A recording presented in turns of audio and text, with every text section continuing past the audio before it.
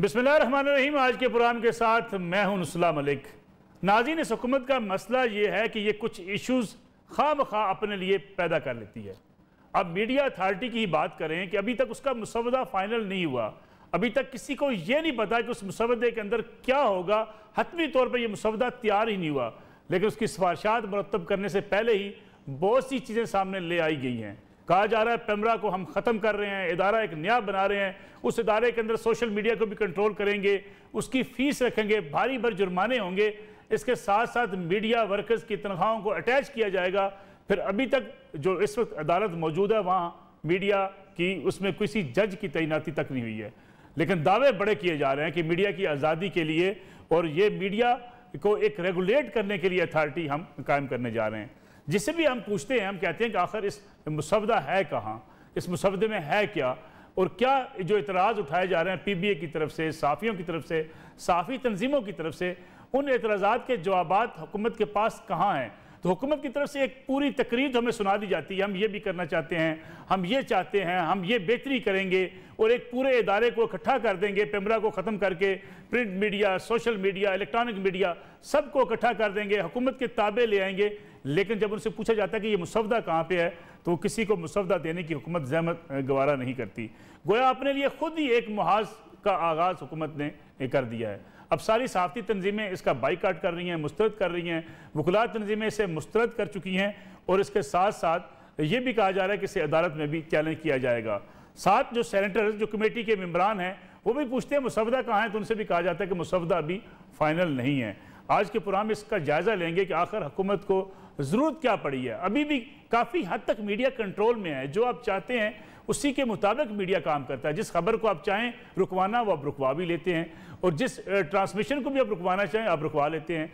पेमरा का जिस तरीके से आप इस्तेमाल कर रहे हैं वो भी शायद माजी की तारीख में कभी नहीं हुआ, लेकिन उसके बावजूद गिला शिकवा हुकूमत को आखिर मीडिया से है क्या, और फिर मीडिया तंजीमें क्यों आखिर मैदान में उतर आई हैं इस मुसवदे को मुस्तरद कर रही हैं। अगर ये मीडिया के हवाले से बनाई जाने वाली अथॉरिटी इतनी बेहतर है, इस पर आज बात करेंगे। हमारे साथ मौजूद हैं मुल्क के सीनियर साफ़ी और तजियाकार जनाब इफ्तिखार अहमद साहब। इफ्तिखार साहब, आपका बहुत शुक्रिया प्रोग्राम में वक्त देने का।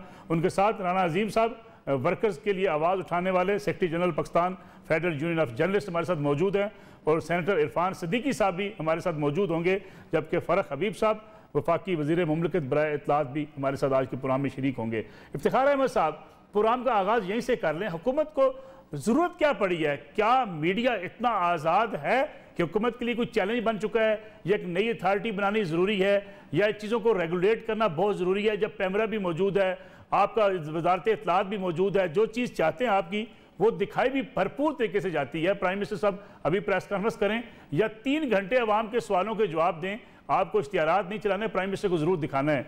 इस हालात में भी मीडिया से गिले शिकवे क्या हो सकते हैं? देखो, बात ये है मेरे दोस्त के हमारे जो साथी बैठे हैं आपके साथ, वो बेहतर तौर पे ये केस पे करेंगे क्योंकि उन्होंने काफ़ी तैयारी की है, और लोगों को शाबाश। राना अजीम जैसे लोग बैठे हैं जो सारी रिसर्च भी कर रहे हैं और सारी तारीख है उससे भी आगाह हैं। मैं ये समझता हूँ कि आने वाले इंतखाबात से पहले ये सब कुछ करना बहुत लाजमी हो गया हुक्मरान तबके के ऊपर। 3-4 चीज़ें उनके बस में नहीं रही। उन्होंने जो वादे किए थे उस पर लोग सवाल तो करते हैं और सवाल करेंगे। जब सवाल आप करेंगे तो फिर इख्तिलाफात जन्म देते। ठीक है। दूसरी बात है कि वो इलेक्शन कमीशन से अपना लड़ा है, उसका उन्होंने बंदोबस्त कर लिया है, बहुत सारे इख्तियार उठा के उन्होंने नादर को दे दिए हैं। आप इलेक्शन कवानीन में जो तब्दीली की है अगर आप वो देखें तो वो एक बहुत गहरी और बड़ी कम्प्रिहेंसिव अप्रोच है नेक्स्ट इलेक्शन को ऐसे तरीके से मैनेज करने की कि कोई बोलेगा भी नहीं, शोर भी नहीं मचाएगा, लेकिन इलेक्शन मैनेज हो जाएगा। जब हम काबू में नहीं आएंगे, इलेक्शन कमीशन काबू में नहीं आएगा, तो वो किए बगैर तो फिर जो हालात है वो तो इनके कोई फेवर में नहीं है। तो आज उन्होंने इलेक्शन जीतना या नहीं जीतना, वो सब ये इलेक्शन की तैयारी है। मसलन लाहौर शहर है, अब इसकी गवर्नेंस की बात जब की जाती है तो पहले तो ये ताने देने से बाज नहीं आते कि जी आप जो बात करने वाले हैं, आप साहब का हुक्मरानों के एजेंट हैं, उनके दोस्त हैं, उनके पेरोल पे हैं, आप उनसे लिफाफे लेते हैं। इनसे पूछा जाए कि लाहौर शहर में गंद क्यों है, तो ये जवाब है। इनसे पूछा जाए कि लाहौर शहर में जो BRT के जो स्टेशन है उनकी छतें किधर गायब हो गई? जवाब आपको यही मिलेगा। इनसे पूछा जाए कि लाहौर शहर में चिक्की रिक्शा के हवाले क्यों कर दिया गया? जवाब यही होगा। इनसे पूछा जाए कि लाहौर शहर का में बारिशों का पानी जो है वो क्यों नहीं निकल रहा? जवाब यही होगा। तो अब इन सारी चीजों से बचने का एक ही रास्ता है कि हमारी जबान बंद कर दी जाए। तो ऐसे जबान बंद हो जाएगी में साहब, लोग सवाल पूछना बंद कर देंगे, पब्लिक का मुंह बंद कैसे करेंगे? इनका ख्याल तो यही है ना, देखो ना, सवाल हम पूछेंगे, अगर हमारा सवाल पूछने के तमाम जराए बंद कर दिए गए तो फिर हम आपस में बैठ के सवाल क्या करेंगे? वो ये चाहते हैं कि हम सवाल ही ना पूछें। जो मोबाइल है, जो सोशल मीडिया है, ये जो व्हाट्सएप है, ये कई ग्रुप्स हैं, इनको बंद कैसे करेंगे? कि बंद कर देंगे, आप ऐसा कह रहे हैं कि बंद कर देंगे? ये नहीं, मोबाइल ही बंद कर देंगे? मोबाइल, यस, मोबाइल बंद नहीं होते एक दिन के, 1-2 घंटे के लिए। लेकिन तो वो किसी लॉ ऑर्डर की सिचुएशन में बंद करते हैं ना, ये मुस्तकिल बंद कैसे करेंगे? सदा मेरी एक बात समझने की कोशिश करें। देखो, हम कोई बड़ी बात नहीं कर रहे, हम कहते हैं गवर्नेंस दो। वो कहते हैं कि तुम जो लिफाफा लेने वाले साथी हो, हमसे गवर्नेंस क्यों मांग रहे हो? उस वक्त तुम गवर्नेंस क्यों नहीं मांगते थे पिछले हुक्मरानों से? ये उनका जवाब। अब जब ये सवाल जवाब होता है, लेकिन इफ्तिखार साहब आपका माशाल्लाह एक बड़ा वसी, इफ्तिखार साहब का बड़ा वसी तजुर्बा है, आपने हुकूमतों को बड़ा क्लोजली देखा है। जितना पीपल्स पार्टी और मुस्लिम लीग नून मीडिया के कटहरे में खड़ी हुई है, पाकिस्तान की कोई सियासी जमात ऐसे कटहरे में खड़ी हुई है? अब तक नहीं हुई। बिल्कुल आप सही कह रहे हो, अब तक नहीं हुई। और उनका हौसला है कि उन्होंने बर्दाश्त किया, ये नहीं कर पाएंगे और इसीलिए ये तैयारी कर रहे हैं, और कोई वजह नहीं समझ आती। देखें, मीडिया पे कदगन मीडिया इनको लेके आया। अगर मीडिया इनके उस इतने लंबे जो इन्होंने कोशिश की खड़े होके और मुजाहरे करके और जोश से और जज्बे से इनकी तकरीर, इनके बयान, इनकी प्रेस कॉन्फ्रेंस, मीडिया तो दिखा रहा था, ठीक है, लेकिन अब मीडिया सवाल तो करेगा ना बाबा। मैं ये सवाल ना करूं कि बिजली की कीमतें क्यों बढ़ रही हैं। वो कहते हैं वो साहब हुक्मरान लूट के खा गए हैं, वो मुआहदे गलत करके थे। अगर उनसे कहेंगे कि ये मुआहदे जो आप कह रहे हो गलत नहीं थे, तो डिबेट में आने को तैयार नहीं है। वो चाहते हैं डिबेट को अवॉइड करना। ठीक है, मैं वापस आता हूँ इफ्तिखार साहब आपकी तरफ। राना अजीम साहब, साफ़ती तंजीमों का मसला क्या है? अगर हुकूमत आपको एतमाद में ले रही है, बुला रही है, बार बार कहती है आइए मुज़ाकरात करें और हमें बताएं कौन सी चीज़ शामिल करनी है, कौन सी चीज़ निकालनी है, मुसवदा की तैयारी में साफ़ती तंजीमें भी साथ दें, फिर एहतजाज किस बात का है? बिस्मिल्लाहिर्रहमानिर्रहीम, अस्सलातु वस्सलामु अलैका या सय्यदी या रसूलल्लाह, अस्सलातु वस्सलामु अलैका या सय्यदी या हबीबल्लाह। पहली बात है कि मलिक साहब बिल्कुल गवर्नमेंट झूठ बोल रही है। किस सहाफती तंजीम को बुलाया गया, किस सहाफती तंजीम को मसवदा दिया गया है, किस सहाफती तंजीम से इन्होंने मशवरा किया है, किस सहाफती तंजीम को बुलाकर यह कहा है कि जनाब आप अपनी चीजें हमें बताएं? हमें जो पता चला, हमें एक मीटिंग के लिए बुलाया गया। मैं उस मीटिंग से 6 घंटे पहले मुझे फोन आता है 13 अगस्त को। मैं 13 अगस्त को इस्लामाबाद लाहौर से पहुंचता हूं। जब उस मीटिंग में मैं पहुंचता हूं तो उस मीटिंग के अंदर डिस्कस हो चुकी होती है काफी चीजें। मैं उनसे कहता हूं जनाब अगर मुझे बतौर एक सहाफी नुमाइंदा बुलाया है तो आपका काम नहीं था, जिस चीज को आपने डिस्कस करनी है वो मसवदा मुझे भी देते, वो चीजें मुझे देते, मैं पढ़ता उसे, हम देखते कि आप कौन सा बिल ला रहे हैं, उस बिल में कौन सी ऐसी चीजें हैं जो दुरुस्त हैं, कौन सी ऐसी चीजें हैं जो आज़ादी सहाफत के खिलाफ है। तो उस वक्त भी हमें वो चीजें नहीं दी गई। मामला यहां तक नहीं है, हमें कहा जा रहा है जी हम आपकी सैलरीज को इश्तिहारात के साथ मुंसलिक करने लगे हैं कि इश्तिहारात की जो है उसमें से आपको सैलरीज मिलेगी। बिल्कुल ठीक है, हम तैयार हैं, हम इसके लिए हमारे लिए बड़ी खुशाइंद है। हमें कहा जा रहा है जी कि इलेक्ट्रॉनिक मीडिया के लिए कभी वेज वार्ड नहीं था, इलेक्ट्रॉनिक मीडिया जो है उसे कभी भी ITN या किसी जगह नहीं जाता था। हमने कहा ठीक है, लेकिन वो लाएं। उसके साथ साथ आप हमें ये कह रहे हैं कि जनाब आप कोई भी खबर देंगे उसका सोर्स हमें बताएंगे। भाई आप कौन है, हम आपको क्यों सोर्स बताएं? फिर आप साथ में ये कह रहे हैं कि जनाब कि आप कोई ऐसी खबर नहीं करेंगे कि जिसे हम फेक कहेंगे वो खबर फेक होगी। भाई आपके फेक कहने से खबर फेक नहीं होगी, खबर तब फेक होगी अगर आप खबर वाकई फेक है। जिस तरह अभी हमारे बड़ी भाई हैं, इन्होंने अभी तक कहा कि हम अगर इनसे पूछें कि बिजली के रेट क्या हैं तो इनको जवाब तो देना पड़ेगा ना। अगर हम इनसे पूछें कि राना साहब अगर मुझे इजाजत दें, राना साहब अगर आप मुझे इजाजत दें, हमारे और आपके साफियों के दोस्त हैं फरख हबीब साहब, वज़ीर मुमलिकत बराए इत्तलात के, वो भी हमारे साथ मौजूद हैं, उनके सामने भी ये बात रखते हैं। फ़रख हबीब साहब, सवाल ये पैदा हो रहा है, अभी राना अजीम साहब, इफ्तिखार अहमद सभी ये बात कर रहे थे कि मुसवदा हमें दे दें, हमें बता दें इस मुसवदे में है क्या, हुकूमत चाहती क्या है, वो हमसे मुशावरत कर ले। किसी को बुलाया नहीं जाता, मुशावरत नहीं की जाती, सहाफ़ती तंजीमों से नहीं पूछा जा रहा, तो फिर ज़रूरत क्या है हुकूमत को अपने तौर पर कोई मुसवदा फाइनल करके जो है वो मुसरत करने की?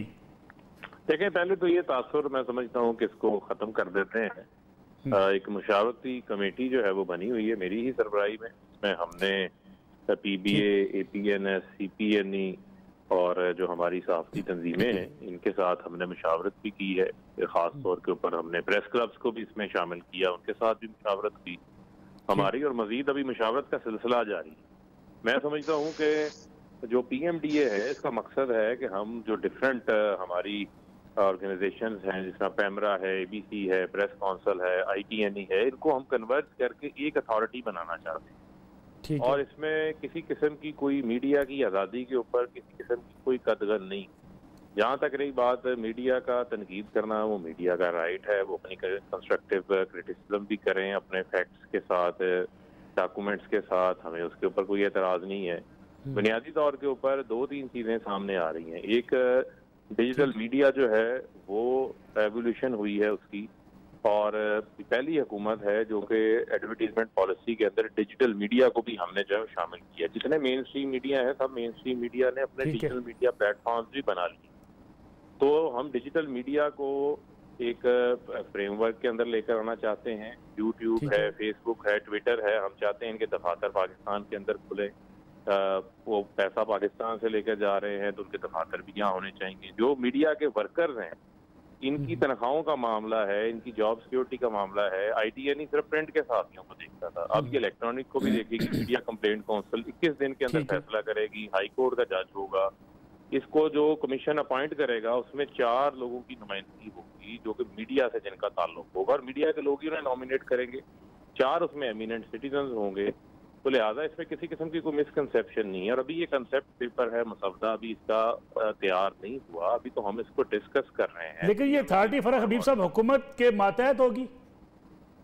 नहीं, ये अथॉरिटी जो है वो हुकूमत के मातहत इस तरह नहीं होगी कि इसको कोई बैठकर जो है वो हुकूमत के अपॉइंटेड लोग रन कर रहे होंगे, बल्कि हम इसको इंडिपेंडेंट बना रहे हैं। इंडिपेंडेंट बनाने का मकसद हमारा ये है, जब हम मीडिया के लोगों को नुमाइंदगी दे रहे हैं इसके अंदर, जिस तरह हमने जर्नलिस्ट प्रोटेक्शन, जो journalist media professional protection bill के अंदर भी जो कमीशन बना है उसमें भी मीडिया के लोगों को नुमाइंदगी। अगर हुकूमत कोई ऐसी डायरेक्शन जारी करती है अथॉरिटी को, अथॉरिटी उस पर अमल दरामद की पाबंद होगी या नहीं होगी?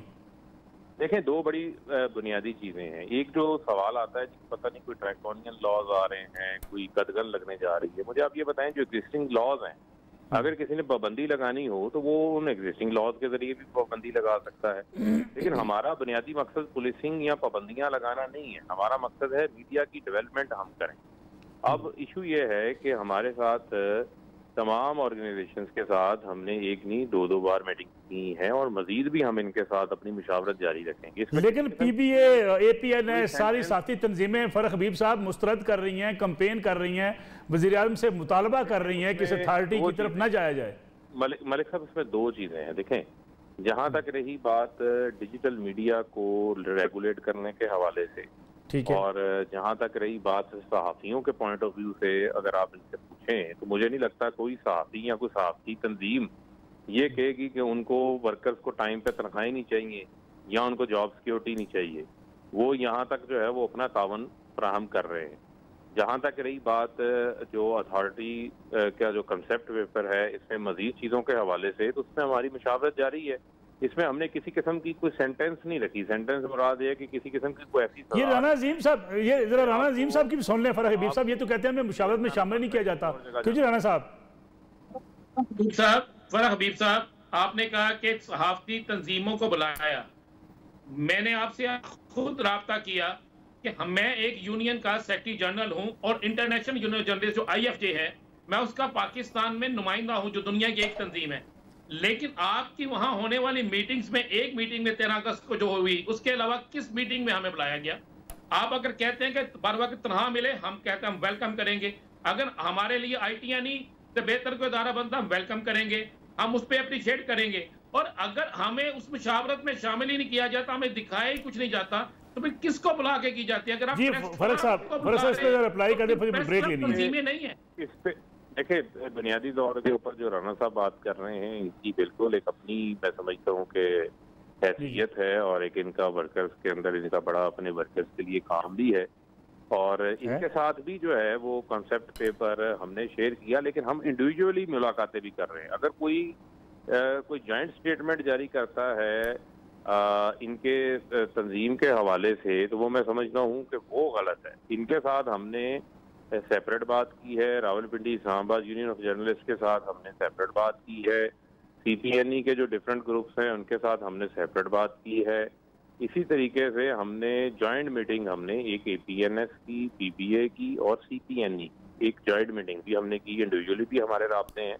तो इन राब्तों को अगर कोई दोस्त समझता है कि उसके साथ राब्ता जिस तरह होना चाहिए ऐसा नहीं हुआ, उस राब्ते को हम मजीद मजबूत कर लेंगे। इसी तरीके से national press club, Lahore press club, Karachi press club, Quetta press club, Peshawar press club, 500 मुल्क के जो बड़े प्रेस क्लब हैं, जो चारों सूबाई इदारा हुकूमतों के, उनके सदूर, सेक्रेटरी जनरल, उनके साथ भी जो है वो हमने इसके ऊपर मुशावरत। इफ्तिखार अहमद साहब, आप भी फरक हबीब साहब से कोई उनको मशवरा दे दे, फिर मुझे एक ब्रेक पे जाना है क्योंकि फरक साहब ने एक मीटिंग में जाना है।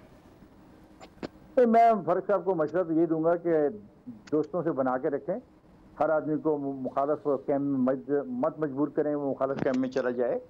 हुकूमतें आती रही हैं, हुकूमतें आती रहेंगी। हकीकत ये है कि हम लोग तो सहाफ़त कर रहे हैं और सहाफ़त हैं। मैं 40 साल से सहाफ़त कर रहा हूँ, मैं सहाफ़ी रहूँगा। इस 40 साल में काफ़ी हुकूमतें आई और काफ़ी हुकूमतें चली गई।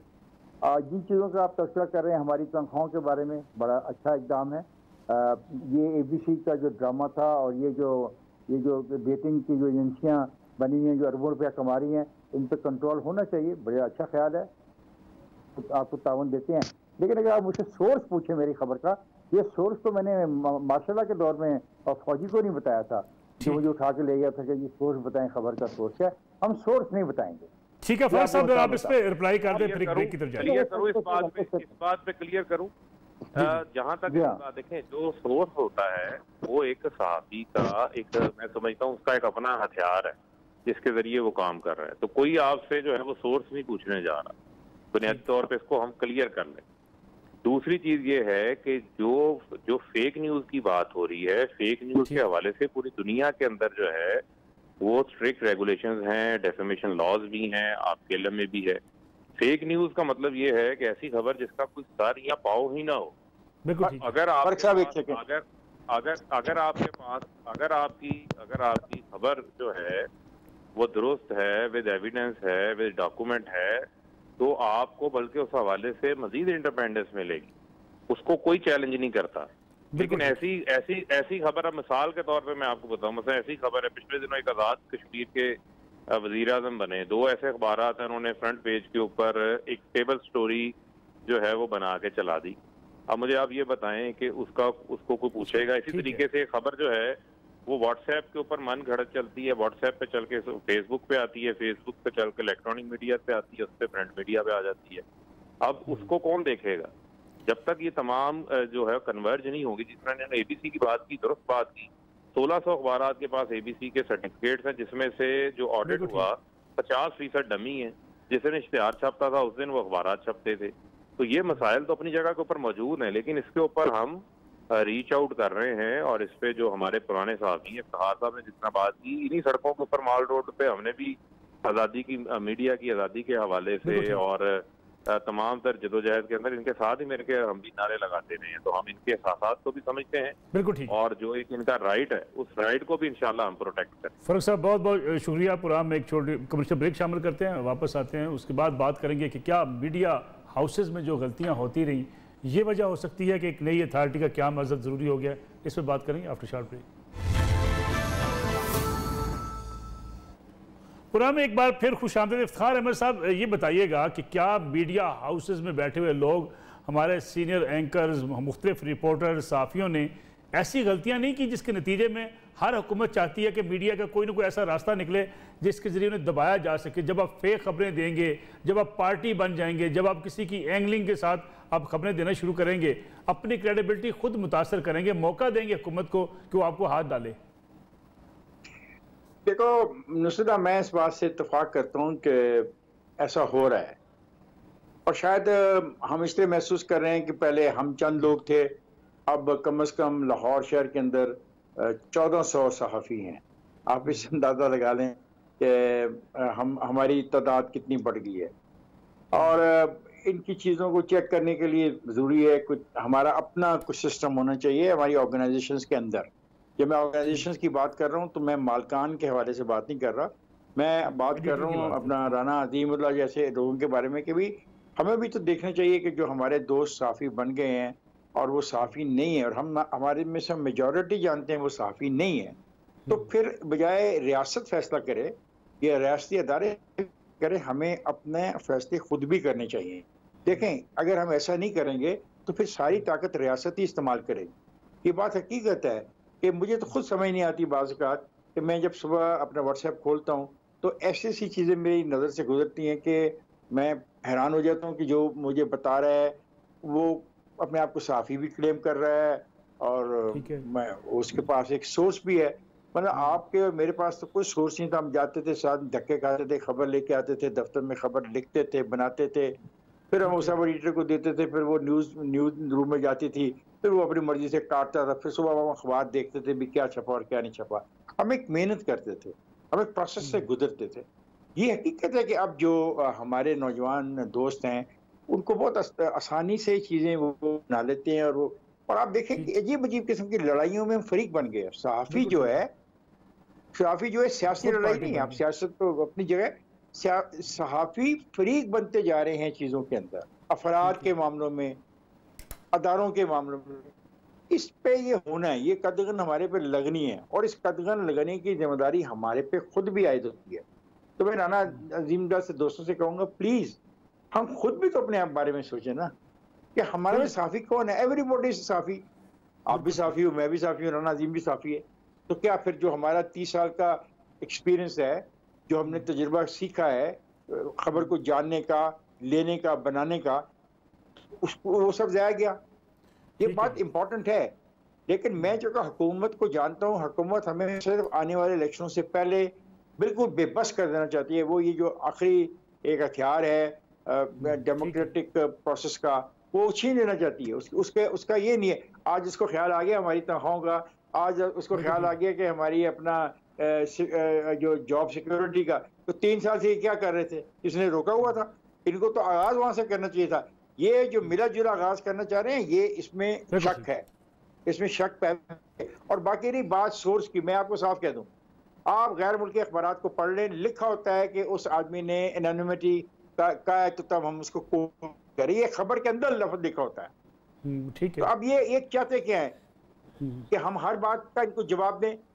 इसके लिए मैं राना साहब से कहूंगा, राना साहब हमें भी बैठना चाहिए। आप एक लिस्ट बनाए, लाहौर की जो वीलॉग शुरू हो गए हैं, तो हर आदमी तो साफी बना हुआ है, इसका भी हम क्या करें। बिल्कुल ठीक। राना अज़ीम साहब तो जो चाहिए मैं बताऊं, बिल्कुल ठीक है।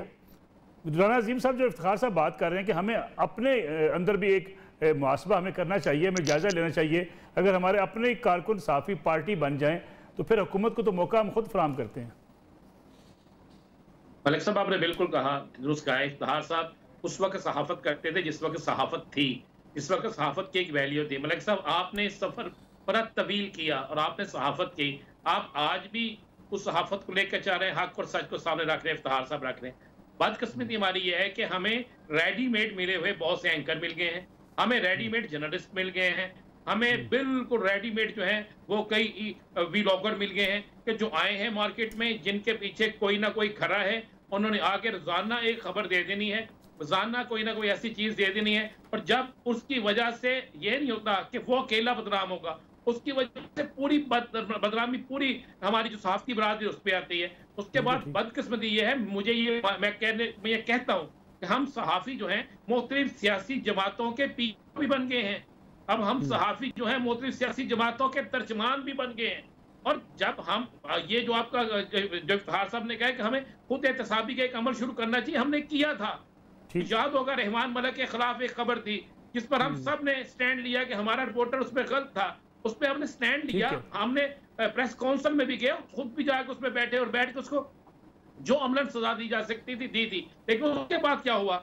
उसके बाद ये हुआ कि वो लॉबी, वो लोग जो अचानक आए, जो रेडीमेड आए, जिनके मकासद कुछ और हैं, जिनका मकसद आज़ादी सहाफत में नहीं, अच्छा उनमें से आप किसी को भी आज़ादी सहाफत की जंग में नहीं देखेंगे। आप उनको देखेंगे बड़ी बड़ी महफिलों में, आप उनको देखेंगे जहां पर वाकई पैसे मिलते होंगे, आप उनको ठीक हो गया। राणा साहब अगर मुझे इजाजत दे तो एक छोटी सी ब्रेक प्रोग्राम में शामिल कर लें, ब्रेक के बाद वापस आते हैं।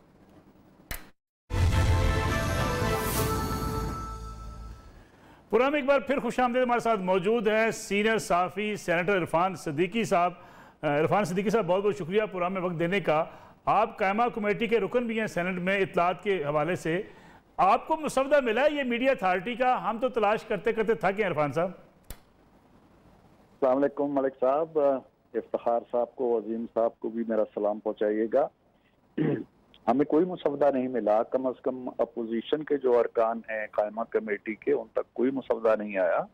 पिछले महीने एक मीटिंग हुई थी और उसके बाद फिर एक और मीटिंग भी हुई। तो पिछले महीने जो मीटिंग थी उसमें मैंने ये मामला उठाया था कि जी ये बात हो रही है इस अथॉरिटी की, कैमरा अपना मीडिया डेवलपमेंट अथॉरिटी की, तो इसका मुसवदा तो हमसे शेयर करें, हम जान सके कि इसमें है क्या, पॉजिटिव्स क्या हैं, नेगेटिव्स क्या हैं, सहाफियों को क्या शिकायतें हैं। तो कहा गया जी कि हाँ ठीक है, बिल्कुल हम शेयर करेंगे, लेकिन उससे नेक्स्ट मीटिंग में भी शेयर नहीं हुआ। अभी कुछ दिन पहले मलिक साहब मैं आपको बताऊं कि हमें अचानक सरे शाम तकरीबन इस वक्त ये इतला मिली कि कल एक इजलास हो रहा है जिसमें जॉइंट एक सेशन है, जिसमें नेशनल असेंबली की कमेटी भी आ रही है और सेनेट की कमेटी भी आ रही है, दोनों का मुश्तरका इजलास होगा और आप लोगों को उसमें बुलाया गया है। हमने कहा जी कि बुलाया तो गया है, इसका एजेंडा क्या है? एजेंडा ये है जी कि आपको ब्रीफिंग दी जाएगी इस मुजवजा कानून पे।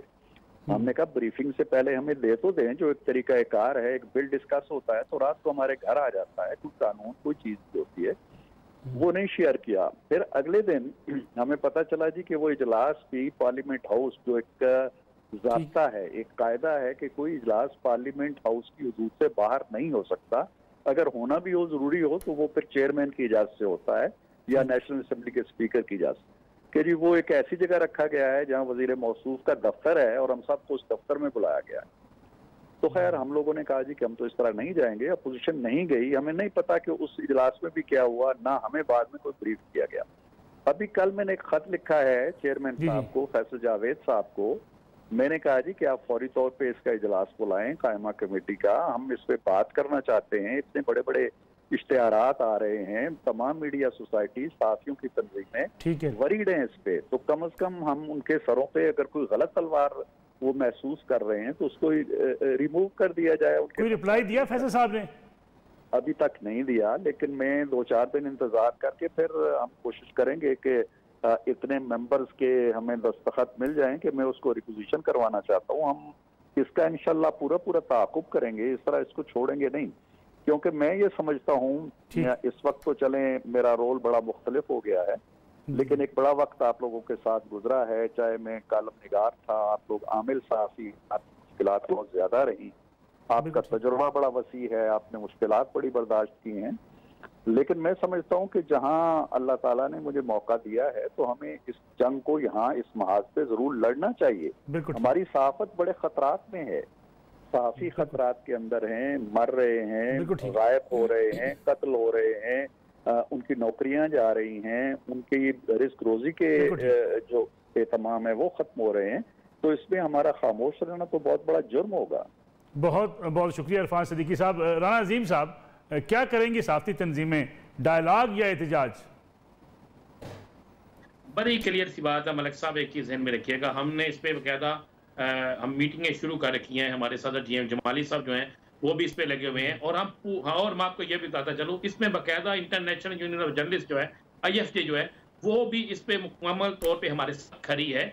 हम इस पे बिल्कुल देख रहे हैं और देखने के बाद ये तो बात बिल्कुल क्लियर है कि कोई ऐसा बिल, कोई ऐसा ऑर्डिनेंस जो ज़ाती सहाफत के खिलाफ हो, जो सहाफ़ी की ज़ुबान बंद करने के लिए हो, जो सहाफ़ती इदारों को पाबंद सलासत करने के लिए हो, जो सहाफ़ती इदारों पर शब खून मारने के लिए हो, उसके लिए कोई कंप्रोमाइज नहीं किया जाएगा।